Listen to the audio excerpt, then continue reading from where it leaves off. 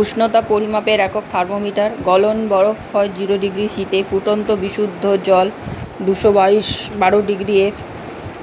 বস্তুর তাপ হারালে উষ্ণতা হ্রাস পায়। অবস্থার পরিবর্তনে প্রয়োজনীয় তাপ হলো লীন তাপ। কোনো বস্তুর গৃহীত তাপের পরিমাণ ওই বস্তুর উষ্ণতা বৃদ্ধি ও পদার্থের প্রকৃতির উপর নির্ভর করে।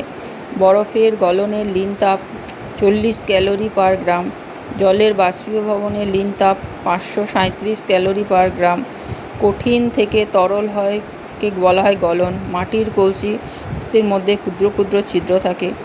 সেলসিয়াস ও ফারেনহাইট স্কেলের উষ্ণতার মধ্যে গাণিতিক সম্পর্ক নিচেতে অঙ্ক করে দেওয়া হয়েছে।